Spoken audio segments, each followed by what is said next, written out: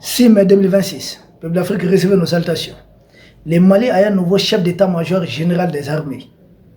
Le général Élisée Jean Daou, un homme de terrain qui n'est plus à présenter.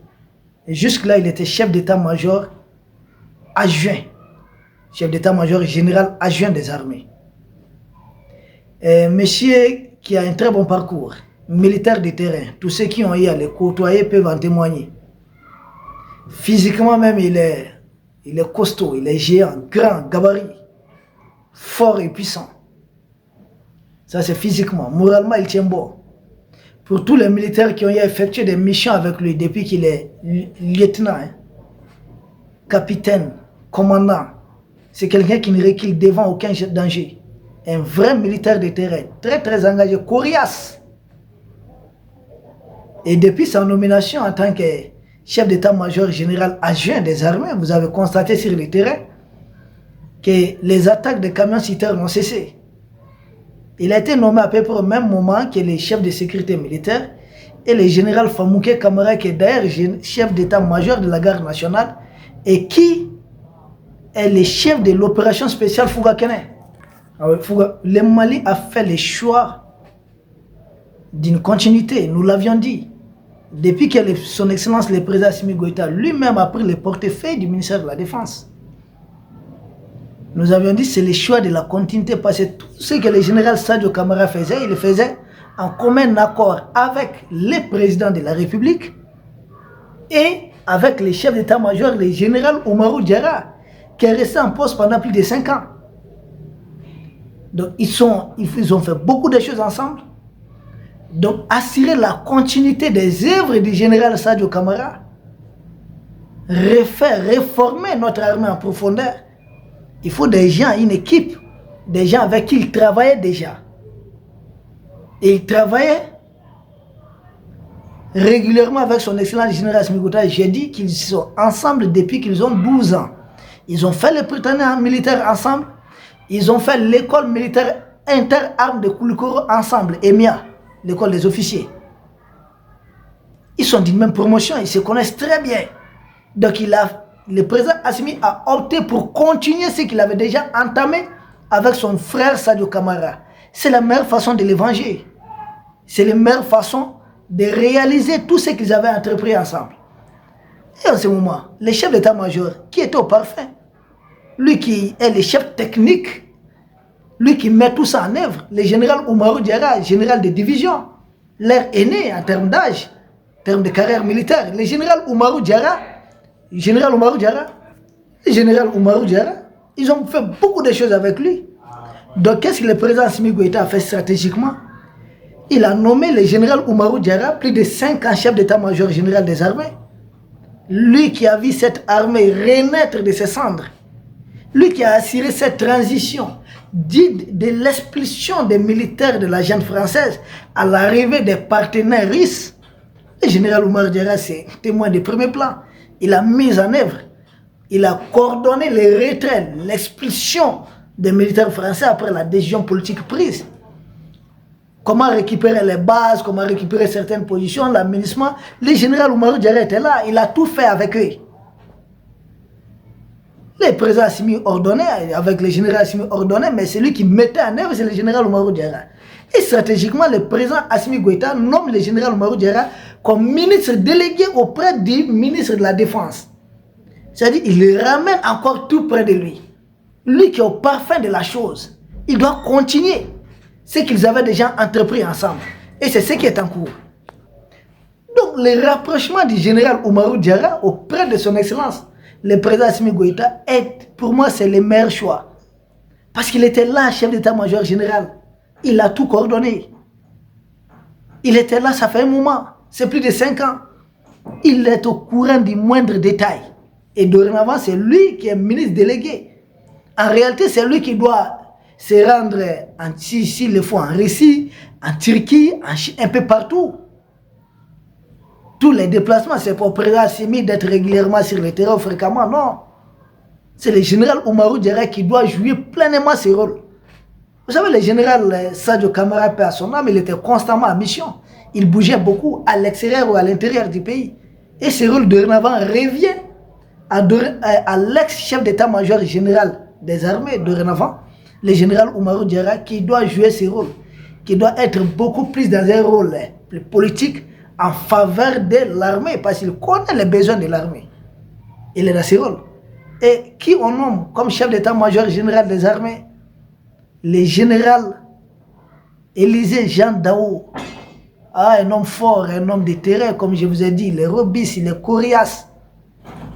Un homme dynamique, connu pour sa rigueur, pour les résultats qu'il apporte sur le terrain. Le général Élisée Jean Daou. Toutes nos félicitations. Jusque-là, il était chef d'état-major adjoint. Avant cela, il était ambassadeur du Mali en République de Chine. Donc, il s'y connaît avec les partenaires chinois aussi. Et moi, je pense que la Chine peut nous aider davantage dans le contexte actuel. Il a évidemment été ambassadeur du Mali au Gabon, hein, chez Brice Oligui Nguema là-bas. Mais c'est surtout la Chine qui nous intéresse dans ces dossiers. Et il est de la garde nationale. Oui, il est de la garde nationale, tout comme le général Sadio Kamara, tout comme le général Modibo Kone, le général Famouké Kamara, nous saluons tous les militaires du Mali. Il est de la garde nationale. Et le général Sadio Kamara était de la garde nationale, évidemment. L'armée malienne est unie, travaille main dans la main. Et c'est ce qui fait notre force. Sinon, 12 000 hommes qui attaquaient à la fois, ce n'était pas facile de contenir un tel assaut. Mais avec la détermination, avec l'union. Vous savez, l'union au sein des troupeaux oblige les lions à dormir avec la faim. La nomination du général Jean-Élisée Daou, un homme de terrain, très fort, très puissant, un fait stratège. Récemment, c'est lui qui a démantelé les réseaux de terror dans plusieurs secteurs de la région de Caille. Après l'attaque de Caille, il y a effectué un déplacement. Et il a même installé un PC, c'est-à-dire un poste de commandement là-bas. Et c'est ce poste de commandement qui a mis les terreaux en difficulté. Et les terreaux, finalement, depuis la Mauritanie, sont organisés pour venir attaquer directement les grandes villes du Mali. Et là encore, ils ont été mis en échec. Parce que l'armée malienne a réagi avec force. Moi, je me souviens que quand l'autre, là, Idriss Déby, était chef rebelle au Tchad, Idriss Déby, il a renversé les pouvoirs du président Hissène Habré, avec une force de 3000 hommes. Ah oui, 3000 hommes, pas plus. Mais nous, il a 12 000 hommes, ils ont échoué. Et je me souviens que François Bozizé, pour renverser le président Ange Félix Patassé, c'était une troupe de 1000 combattants. Des 1000 combattants. 12 000 hommes ici, ils ont échoué. Et avec la présence des mercenaires de la jeune française, de chez Zelensky, Algériens, Mauritaniens, beaucoup de mercenaires étaient engagés. Nous avons tenu tête. Et l'état-major qui a fait ce travail doit être promu, doit être récompensé. Il faut assurer cette continuité. Au lieu d'amener du sang neuf, souvent, dans de telles situations, on ne sait pas qui est qui. Moi, j'avais salué la nomination de son excellence général Assimi Goïta parce que j'ai dit ça va nous éviter une course à des postes politiques. Souvent. Et il faudrait faire attention de ne pas confier quelque chose à quelqu'un peut-être qui est dans le coup. Parce que le contexte actuel, c'est des arrestations qui sont en cours. Parce que les attaques ont été possibles grâce à des complicités internes. Et qui sont ces complices internes? Nous sommes en train de les démasquer pour le moment. On est en train d'essayer de mettre la main. Il y a des arrestations qui continuent. Qui sont arrêtés, c'est très tôt de le dire. Nous nous remettons à chaque communiqué publié par le procureur de la République près le tribunal militaire de Bamako. C'est qu'il publiera les noms qu'il va publier. Nous allons dire telle personne, telle autre personne ont été interpellés. Si ce n'est pas le cas, pour le moment, nous nous abstenons. La nomination du général Élisée Jean Daou, c'est une chose positive. On continue dans cette nomination. Maintenant, l'urgence c'est quoi? Les systèmes viennent, on a contenu pour le moment les assauts. Mais je pense qu'il doit s'attacher, les saints, à détruire tous les nids des groupes terroriste, des gens qui se cachent un peu dans certaines forêts. Nous les voyons essayer de se comporter en bandits, s'attaquer aux civils. Dès qu'un civil voyage, on s'attaque à son bien, essayer de théoriser les gens pour pousser les gens à se retourner, les populations à se retourner contre les autorités en place. Ça aussi, c'est compris. Mais nos populations sont vaccinées. Nos populations comprennent. Pourquoi on est en train d'attaquer les populations civiles? Qui est derrière? C'est quoi l'objectif? Qu'est-ce qu'on veut atteindre? L'objectif recherché, c'est de créer, de faire plus de frustrés, espérer un soulèvement à l'interne, pouvant aboutir à la déstabilisation des institutions et à la prise de pouvoir par un larbin et laquin de la jette française qui va ramener le Mali dans la CEDEAO, qui va essayer de sceller la partition du nord du Mali, qui va essayer, qui sera très affaibli face au groupe terroriste, il ne pourra rien décider. Finalement, il va appliquer tout ce que les terroristes veulent sans que les terroristes déposent les armes.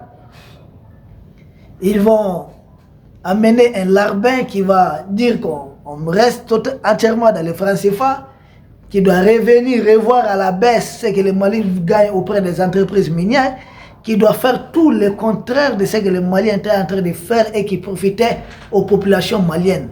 C'est de cela qu'il est question et c'est ça la vérité aussi. Peuple d'Afrique, nous saluons cette nomination. Une chose qui arrive à point nommé. Nous souhaitons au général Jean-Élisée Dao et à Élisée Jadao et à toute l'équipe qui l'accompagne bon courage, bonne chance.